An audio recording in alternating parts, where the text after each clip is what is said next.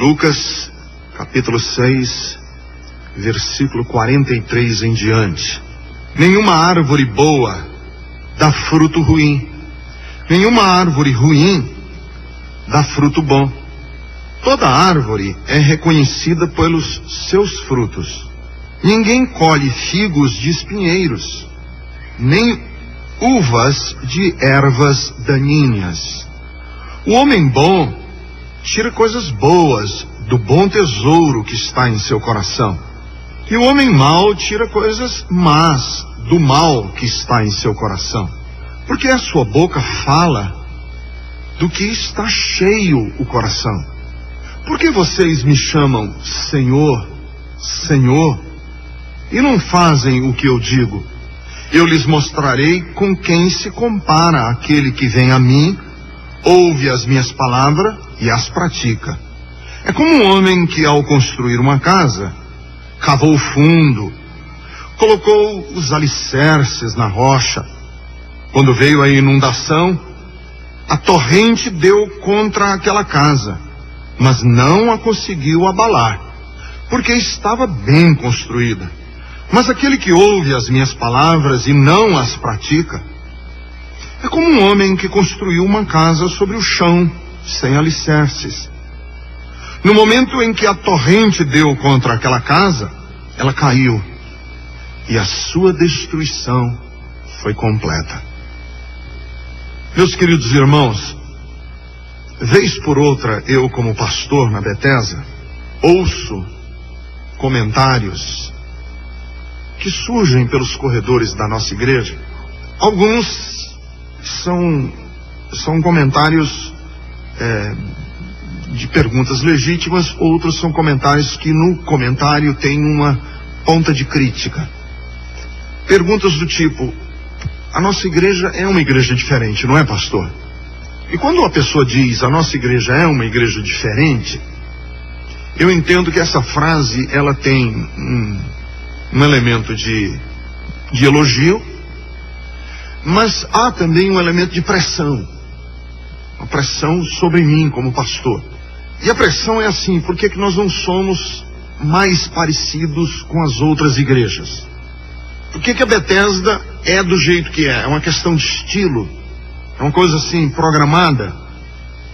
Está todo mundo indo numa direção, então vamos ser diferentes para a gente poder marcar presença. Isso. Porque vez por outra me vem esse tipo de inquietação aqui na Bethesda. Por que é que nós não vamos para a marcha para Jesus?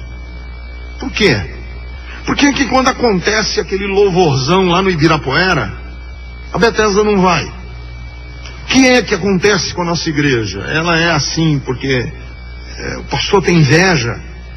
O senhor está com inveja dos pastores bem-sucedidos da cidade de São Paulo, que andam de helicóptero para cima e para baixo? O senhor está bem, é isso? É por isso? O que é que acontece com a Bethesda? Por que o pastor Ricardo não fica falando em línguas estranhas no culto? Ele não é ungido como são os outros?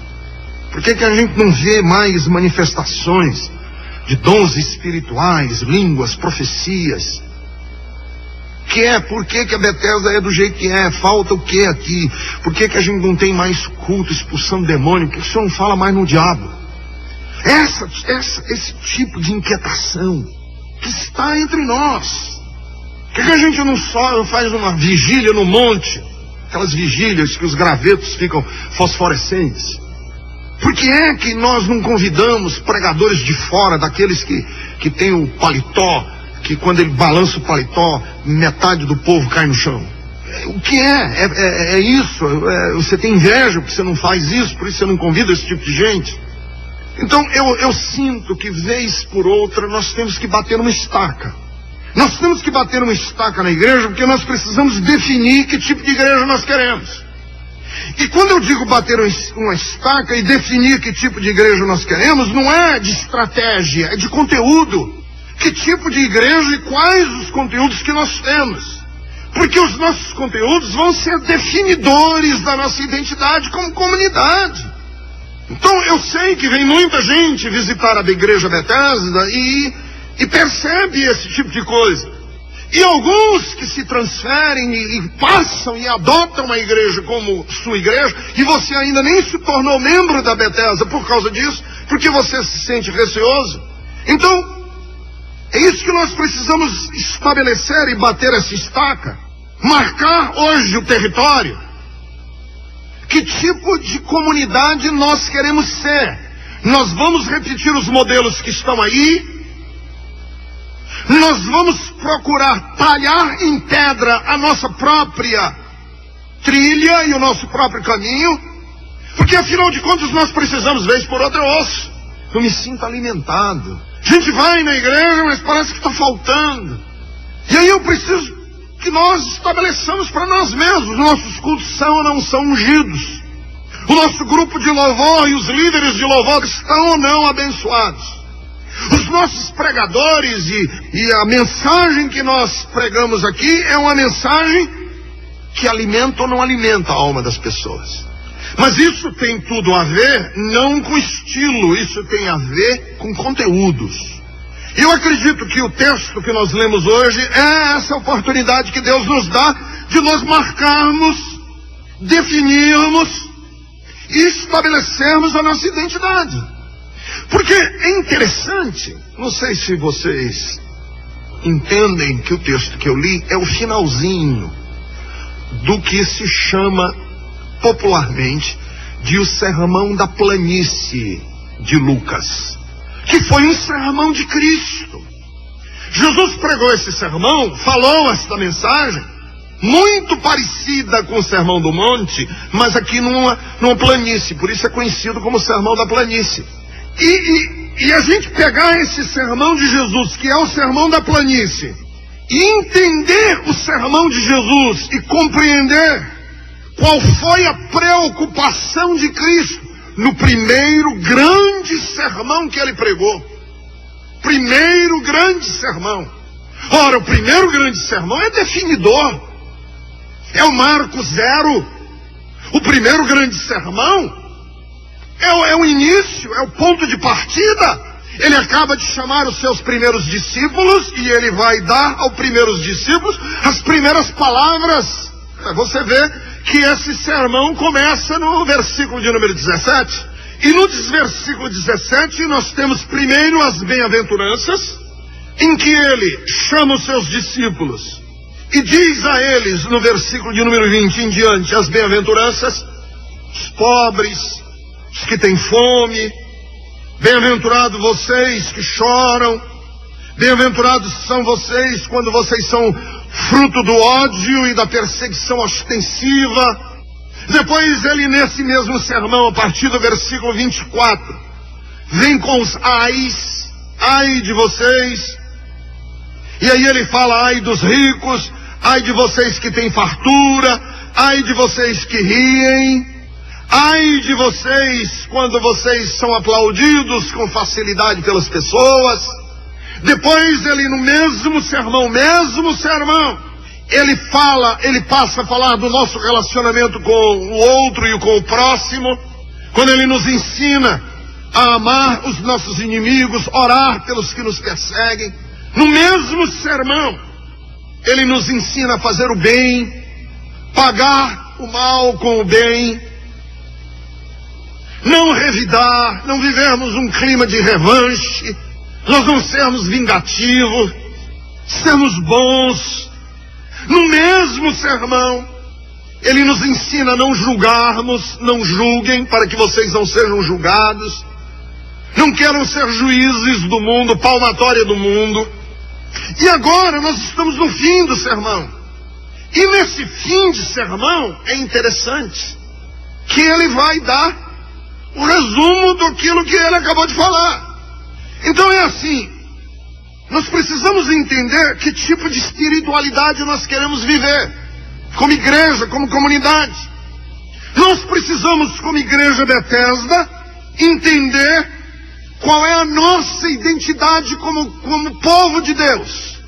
E eu gostaria de pinçar desse texto, pegar com a pinça algumas verdades que podem servir para nós de norte. Essas verdades que vão nos dar um facho que vai nos orientar e vai iluminar nosso caminho como povo, como comunidade. Porque nós precisamos definir que tipo de comunidade nós queremos ser. Aliás, não é só como comunidade, como igreja coletivamente, mas eu acredito que eu posso colocar para vocês hoje que tipo de cristão você quer ser. Você quer ser que tipo de cristão? Porque a igreja Bethesda é do jeito que é, não por uma questão de marketing. Ela é do jeito que é por uma questão de conteúdos daquilo que a gente acredita que é e precisa ser o nosso caminho da espiritualidade. Então deixa eu dizer que tipo de cristão nós devemos ser a partir dos princípios que nós vamos falar agora. Primeiro, antes de querer lidar com assuntos, entre aspas, espirituais, nós precisamos aprender a lidar com os humanos. Veja que no primeiro sermão que Jesus pregou do Evangelho de Lucas, nós não temos assuntos, entre aspas, espirituais. Os assuntos são absolutamente humanos. Porque a lição clara que fica para nós do texto é o seguinte: se você não sabe lidar com a vida aqui na terra, você está despreparado para lidar com a vida lá no céu. Se você não tem pé no chão, você não tem o coração em Deus. Se você não tem os pés no chão, você não tem o coração em Deus. Essa espiritualidade afetada, esotérica, essa espiritualidade desencarnada, que não tem pé no chão, é mera coreografia religiosa. Tem que ter pé no chão. Antes de ficarmos mexendo com os temas de uma espiritualidade esotérica, antes de ficarmos lidando com temas que dizem respeito a uma espiritualidade que está no alto, seria de bom alvitre se nós soubéssemos lidar com assuntos que dizem respeito à nossa convivência humana. Agora vamos admitir, para nós é muito mais fácil a gente lidar com esses assuntos super espirituais. Sabe por quê? Porque nesses assuntos super espirituais a gente não tem que olhar para nós mesmos. Nós não temos que encarar a nossa própria realidade. Nós não temos que encarar os dramas e os desafios que é viver aqui na terra. Jesus não quer saber sobre um culto de emoções afloradas. Aliás, deixa eu dizer para você, jovem, é muito mais fácil você ir para um culto que tem o maior frenesi religioso. Parará, papapá, papapá, e todo mundo vai papapá, papapá, e não passa de papapá, porque quando você chega em casa, você não consegue se relacionar com a sua mãe, você não consegue se relacionar com seu pai, você está cabulando aula, você está colando nas provas, você está sendo um péssimo aluno, um péssimo empresário, um péssimo marido, uma péssima mulher. E aí Deus está dizendo o seguinte: esse blá blá blá blá blá blá blá do culto para mim não vale muito. Porque se nós não soubermos lidar com fruto, a árvore dá fruto. E esse fruto é a nossa vida. É como eu me relaciono com a vida. Ele não está muito interessado no nosso aprimoramento das nossas intuições. Jesus não se impressiona com o display, com esse display dos nossos dons espirituais. Ora, a Bíblia diz, em 1 Coríntios capítulo 14, que quando a gente for falar em línguas estranhas em lugar público, se não houver intérprete, a Bíblia não proíbe falar em língua estranha. Se não houver intérprete, continue falando, mas em silêncio. Você pode falar em línguas estranhas silenciosamente. Eu posso orar silenciosamente, por que não posso falar em línguas estranhas silenciosamente? Aí vai um pastor para televisão, falar em línguas estranhas. Se num culto é normatizado, se num culto o dom de línguas estranhas é disciplinado num culto, o que é que pastor quer falando em língua estranha em rádio e em televisão? Se não é para se mostrar exibicionismo às custas dos dons espirituais. pastor não tem que falar em línguas estranhas em público, no meio de sermão. Só se impressiona com esse tipo de coisa quem não conhece a Bíblia. Quem é levado por todo o vento de doutrina, como a Bíblia Sagrada fala. Nós não queremos isso. Qual é o fruto que está saindo da sua vida de fé? Como é que você se relaciona na sua casa, dentro de 4 paredes com a sua mulher? Como é que você faz negócios? Como é que você lida com os fiscais? Porque não vamos ser hipócritas e demagógicos, que quem suborna um deputado também suborna o fiscal da esquina. E antes de você falar mal do mensalão, vamos ver como é que a gente tem se comportado na nossa ética. E é isso, a Bíblia diz, o fruto. O que a gente quer não é fazer exuberantes manifestações espirituais. O que a gente quer é transformar o fruto que está saindo da sua vida. Portanto, antes de discutir os mistérios do céu, vamos discutir a verdade da terra. Antes de estabelecermos critérios de avaliação da nossa vida espiritual. Sabe por quê? Porque houve um tempo em Israel que o povo judeu começou a fazer uns cultos muito afetados demais. E Deus disse para eles assim: chega, para com isso. Vai. Aliás, o culto de vocês, Deus fala isso em Isaías capítulo 1. O culto de vocês está me dando náuseas. Náuseas. Isso não é um pastor que falou, não, Deus falando. O culto de vocês me dá náuseas, por quê? Porque é só casca. Porque é só afetação religiosa. Porque é só exibicionismo de espiritualidade. Porque o direito do órfão está sendo negligenciado. Porque o cuidado da viúva está sendo abandonado. E Deus está dizendo o seguinte: enquanto eu não ver fruto real na vida de vocês, para com essas canções muito espiritualizadas demais. Para com isso.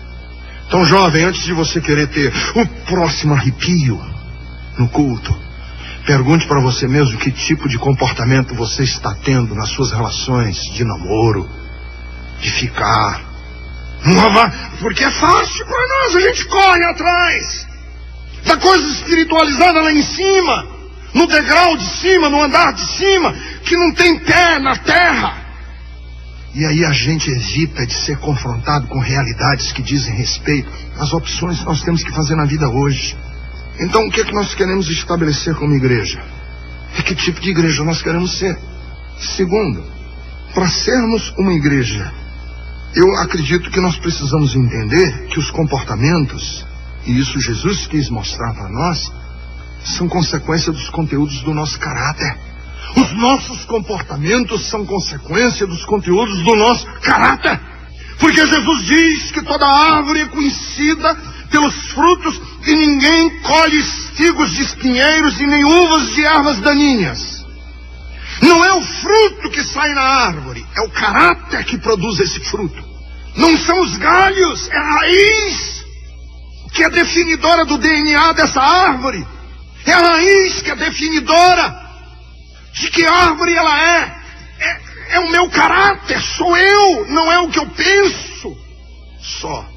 É o que o meu pensamento gera como fruto da minha vida. Um pensamento, muitas vezes pensado, gera uma ação. Uma ação, muitas vezes praticada, gera um hábito. Um hábito, muitas vezes repetido, gera um vício. E um vício, vivido por muito tempo, gera minha natureza. Por que que a árvore está podre? Raciocínio é esse.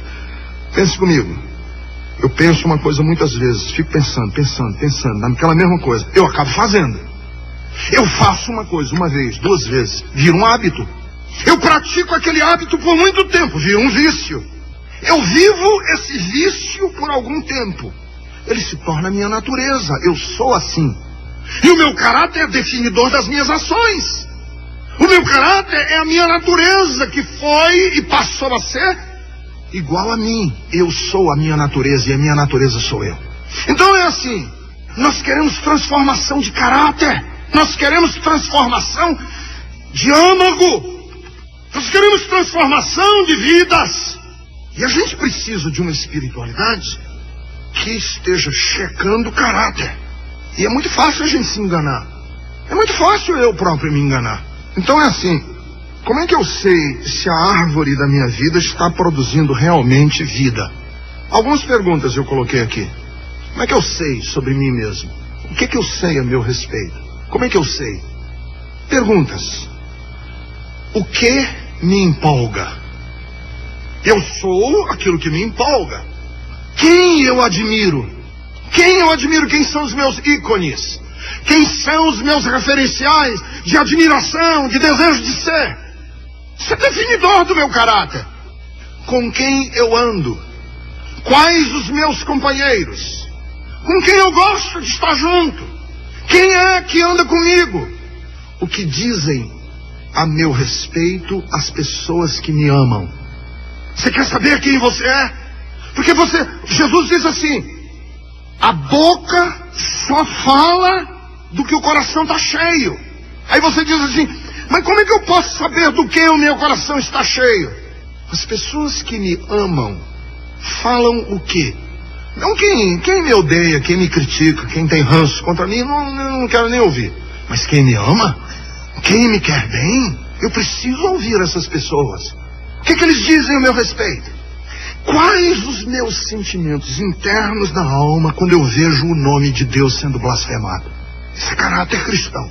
Quando eu vejo alguém transgredindo a lei de Deus, caráter são as reações que brotam dentro de mim pelos conteúdos que eu aprendi do reino de Deus.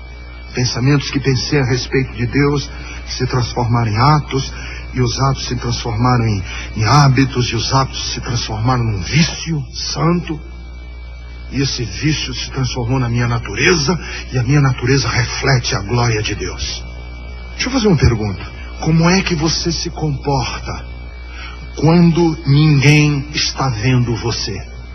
Caráter é aquilo que eu sou quando ninguém está vendo. Nos ambientes onde ninguém está me vendo, quando eu estou a 10.000 quilômetros de distância e não tem uma viva alma que me conheça. Como é que eu ajo? Quais são os meus atos? Quais são as minhas reações?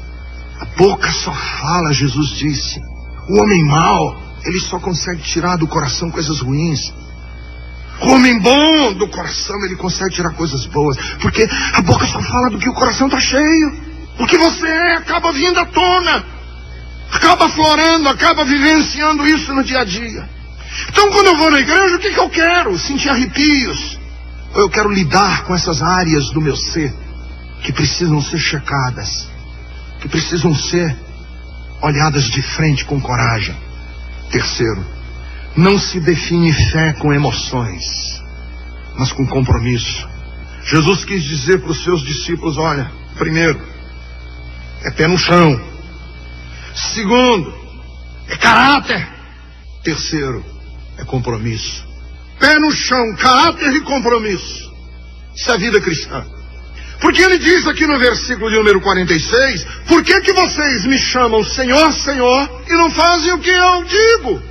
Fé cristã não é sapatinho de fogo que fica pisando e brincando de espiritualidade. Sabe o que é?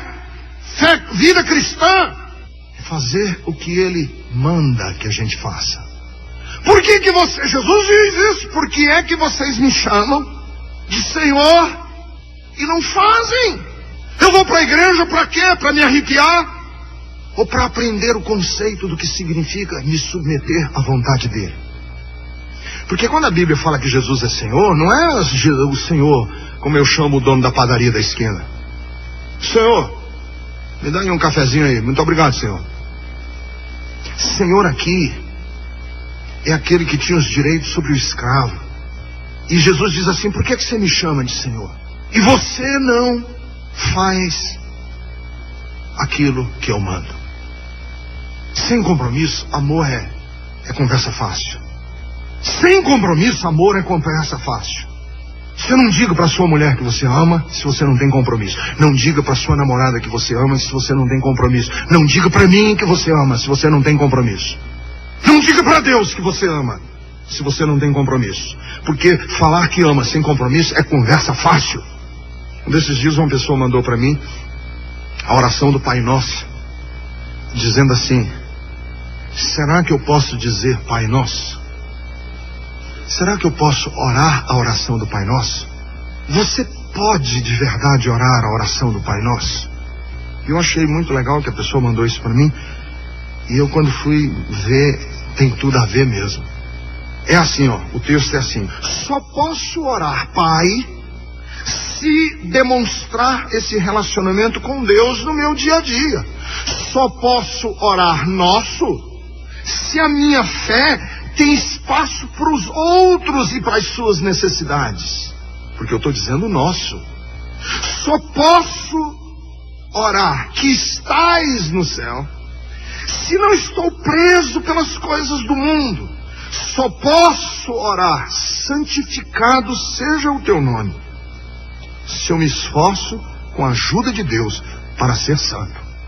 Só posso orar venha o teu reino se eu estou disposto a aceitar a palavra de Deus como regra de vida.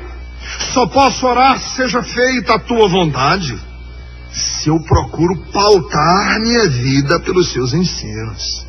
Eu só posso orar assim na terra como no céu se quero verdadeiramente entregar-me a serviço de Deus aqui e agora. Eu só posso orar o pão nosso de cada dia nos dai hoje se eu estou preparado para partilhar o que tenho com os que têm necessidade. Eu só posso orar perdoa as nossas dívidas assim como perdoamos aos nossos devedores se eu tiver disposição de eliminar todo o rancor que guardo no meu coração para com o próximo. Eu só posso orar não nos deixe cair em tentação se eu estou disposto a não me enroscar nas armadilhas do pecado. Eu só posso dizer livra-nos do mal se eu estou preparado para combater o pecado na minha vida e com a minha oração. Eu só posso orar pois teu é o reino se eu estiver disposto a abrir mão de construir o meu próprio reino. Eu só posso orar teu é o poder se eu estiver disposto a abrir mão da tentação de controlar os outros pela minha arrogância. Eu só posso dizer e a glória para sempre se eu abrir mão do meu direito de me achar digno da reverência dos outros. Eu só posso dizer amém se honestamente eu estiver dizendo, custe o que custar, isso é tudo o que eu quero de ti. Jesus disse, se você quer ser meu discípulo, me chamar de Senhor, dizer que eu sou o Senhor da sua vida, então faça o que eu mando. Porque falar e dizer eu amo, para com isso, vai. Para com isso, porque você não ama não. Amar é assumir compromissos. Quem ama não deixa o outro na beira do caminho. Quem ama não dá as costas. Quem ama assume compromisso. E a gente está dizendo para ele, Senhor, eu assumi compromisso contigo. Mas esse compromisso não se sustenta de hoje para amanhã. Esse compromisso não tem permanência, 2 dias. É fácil, queridos, você dizer isso aqui nesse ambiente. E é fácil para mim criar um ambiente para vocês, que é um ambiente propício para a gente dizer esse tipo de coisa. É fácil a gente criar um ambiente aqui, mas isso aqui é uma redoma, isso aqui é um ambiente que não existe. A vida não é assim. Amanhã nós vamos ter que provar para nós mesmos. E o que é que nós queremos? É conteúdos do caráter.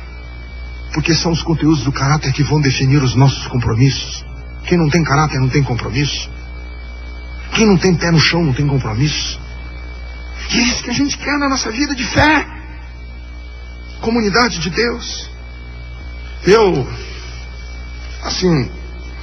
fui criado na minha vida espiritual numa Assembleia de Deus, irmãos.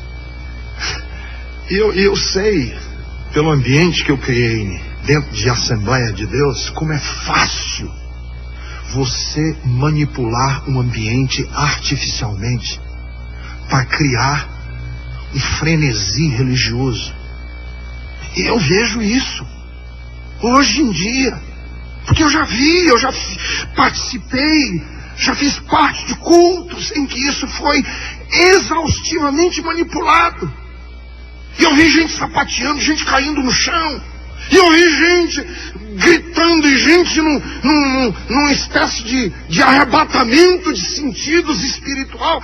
E ver que isso não teve relevância e nem pertinência e nem durabilidade nenhuma.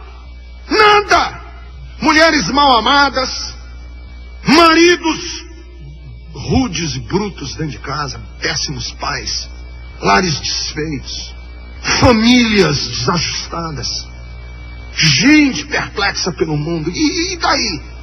Foi pro culto lá e sapateou e gritou, e o pastor gritou e produziu aquela coisa toda. E daí? É pelo fruto. Porque a Bíblia não nos proíbe, a Bíblia proíbe de eu ser juiz, mas a Bíblia não me proíbe de ser inspetor de frutos. E eu sou, às vezes, inspetor de frutos. Pelos frutos você conhece. Olha o fruto. Eu não posso julgar, mas eu posso olhar os frutos. E eu vejo. Irmãos, a minha caixa eletrônica na internet está lotada. Eu fiz uma viagem, passei 9 dias viajando. Quando voltei, 9 dias depois, eu tinha mais de 700 e-mails na minha caixa. 700 e-mails de gente desse país inteiro. E não é presbiteriano, não é batista, não é metodista, não é... É gente de todas as igrejas me escrevendo com coisas horrorosas que estão se passando nas igrejas. Horrorosas. Quando eu digo horrorosas, eu estou falando de estupro dentro de casa, pais violentando filhos. Estou falando de coisas horrorosas. Eu não estou contando aqui que eu me senti mal porque xinguei no trânsito, não. Estou falando de coisas horrorosas. E aí eu fico vendo o seguinte: essa espiritualidade não serve para mim. Eu quero uma espiritualidade que mude conteúdos, que converta o coração do pai aos filhos. Eu quero uma espiritualidade que mude comportamentos éticos. Eu quero uma espiritualidade que não precise necessariamente promover arrepios em ninguém, mas que produza mudança de caráter. Nós queremos uma igreja preparada, não apenas para a vitória. Nós queremos uma igreja preparada para a dor. Eu não quero uma igreja preparada só para a vitória. Eu quero uma igreja preparada para a dor, para a tribulação. Porque quando Jesus vem terminando o seu sermão, ele diz assim, últimas palavras do sermão, ele diz assim: aquele que ouve as minhas palavras, a quem eu vou comparar? E Jesus fazia algumas metáforas fenomenais, fantásticas. E ele faz uma metáfora aqui linda. Ele diz assim: é semelhante a um homem que edificou a sua casa sobre uma rocha. Fez os alicerces da casa dele de pedra, fincou os alicerces. Esse é o homem que ouve as minhas palavras e pratica. Aí ele diz assim: porque pode ser que eventualmente haja a possibilidade de vir uma tempestade. É isso que diz o texto? Não. Pode ser que eventualmente haja um câncer. É isso que diz a palavra? Não. O que a Bíblia diz? Quando? Não é que Jesus não trabalha com a tribulação na perspectiva da possibilidade. Jesus trabalha a tribulação na perspectiva da certeza. Então eu vejo aí os pregadores da teologia da prosperidade, e aí eu vejo o seguinte: esses pregadores da teologia da prosperidade, pode prestar atenção, a maioria dos textos são promessas feitas a Israel antes do exílio. Geralmente as promessas deuteronômicas. Pode prestar atenção. Essa promessa da Bíblia, tu é cabeça, cauda e não cauda, tudo que fizer, tudo isso é lá no antes do exílio. Porque o Novo Testamento não é uma chamada aos cristãos a viverem com a possibilidade do sucesso, da prosperidade. Não, o Novo Testamento é a chamada aos cristãos a aprenderem a viver debaixo de tribulação. Isso é o Novo Testamento. O Novo Testamento é assim: se quiser vir após mim, negue-se a si mesmo, tome a sua cruz, depois vem e siga-me. Porque no Novo Testamento, Jesus não trabalha com a possibilidade de que nós vamos passar. Pode ser, possivelmente, provavelmente, pode ser, que se você não fizer as 7 semanas de oração e de descarrego da Betesda, você passa por tribulação. A Bíblia não fala assim. A Bíblia fala assim: no mundo vocês vão ter tribulações. Você diz assim: mas a tribulação ainda não bateu na minha porta. Então espere mais um pouquinho. Eu vivo, para usar uma expressão que está popular hoje, a minha vida é blindada, pastor. Me blindaram, os anjos me blindam. Pois um dia desse eu estava ouvindo na rádio e a rádio estava dizendo lá que se você tem carro blindado, cuidado, que deve estar dando defeito. Pois a blindagem angelical vez por outra falha. É verdade? Eu estou brincando, anjo não falha. Não é isso. O que eu estou querendo dizer é o seguinte: no mundo, Jesus não nos prometeu uma vida blindada. Nós vamos passar por tribulação. E você sabe qual é o trágico nas igrejas evangélicas? Nós somos preparados para a vitória, para o sucesso, para o triunfo. Nós somos preparados para a prosperidade. Nós somos adestrados para reclamar de Deus os nossos direitos de vitória e de sucesso e de alegria e de felicidade. Mas nós não somos preparados para o vendaval. E aí é que está o problema da Betesda.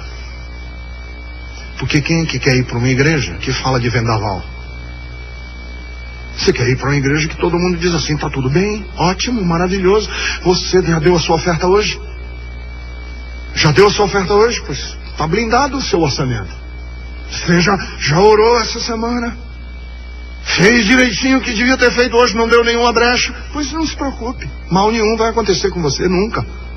E você sabe o que está acontecendo? Um monte de gente doente, adoecida na vida. Sabe por quê? Porque a vida não funciona assim. A vida não é assim. E o pastor se safa sempre. O pastor se safa de todas. O pastor está sempre protegido, ele sim.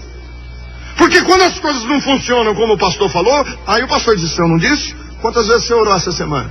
Pastor, 3 horas por dia, todas as madrugadas. Sabia, você devia ter orado 4. O que foi que aconteceu de errado na minha vida, pastor? Quanto foi que você deu de oferta? Eu dei o dízimo. Sabia. O dízimo é a quantidade mínima, você tinha que ter dado um pouco mais. Mas eu dei um pouco mais, quanto? Foi um pouquinho só a mais, devia ter dado um pouco mais. Você deu brecha, foi o diabo que te pegou. O pastor está sempre bem. E as pessoas estão cheias de culpa, perplexas, desesperadas. Por quê? Porque o vento está soprando sobre a casa, e a tempestade está batendo, e a UTI está dizendo no relatório que as coisas não vão bem, e você está perplexo, e a sua casa não está firmada sobre a rocha. E ela vai cair. Eu estou me preparando.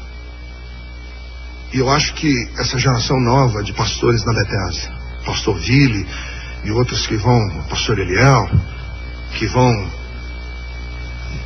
nos suceder, precisam se preparar, porque vai vir daqui a alguns anos uma grande leva de gentes decepcionadas com igreja, com religião, com Deus. Sabe por quê?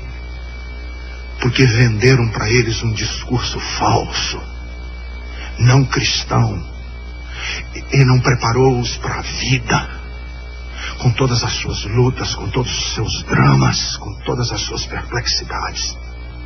Uma religião que não prepara para o cemitério, para o velório, que não prepara para a dor, que não prepara para o desemprego, que não prepara, e a pessoa não sabe lidar com guerra, com fome. E se as profecias da Bíblia estiverem certas, e estão, leia lá o capítulo 24 e o capítulo 25 de Mateus, e você vai ver que o cenário daqui para frente é de mais perplexidade. Mais perplexidade. É irmão levantando contra irmão, é pai contra filho, filho contra pai, é fome, é guerra, é terremoto. É perplexidade nas nações, e a igreja está despreparada. Por quê? Porque criou-se um ambiente cor-de-rosa nos domingos à noite que não é real. E as pessoas vão atrás disso, lógico que vão. Porque a gente está querendo uma fantasia, nós estamos querendo um ambiente que nos tire da realidade grotesca do mundo, e pelo menos por 1h30 não me prometa que vai ser um mar de rosas. Mas se eu sou honesto, eu não posso fazer isso, porque a Bíblia não me deixa. Nós temos que nos preparar como cristãos, do vento contrário soprar, a dor bater na nossa casa, o mundo ao nosso redor rugir, e o nosso coração está em paz, porque a gente sabe em quem tem crido e sabe que Ele é poderoso para guardar o nosso tesouro até o dia final. Porque o Salmo 46 diz que quando o mar está violento e espumando ao meu redor, o Salmo diz assim: aquietai-vos e sabei que eu sou Deus, e serei exaltado entre as nações, este Deus de cujo trono sai um rio de águas cristalinas e serenas com uma mansidão impressionante. Que tipo de igreja você quer? Que tipo de cristão você quer ser? Nós, como comunidade de Deus, queremos ser uma igreja pé no chão, caráter, compromisso e solidez, porque o vento contrário vai vir, mas a nossa casa está edificada sobre a rocha. Porque é assim o homem e a mulher que ouve as minhas palavras e pratica. E é isso que eu quero para minha casa, como pastor, como homem, como pai, como marido e como avô. Eu quero ser um homem que edificou a sua casa sobre uma rocha. E você?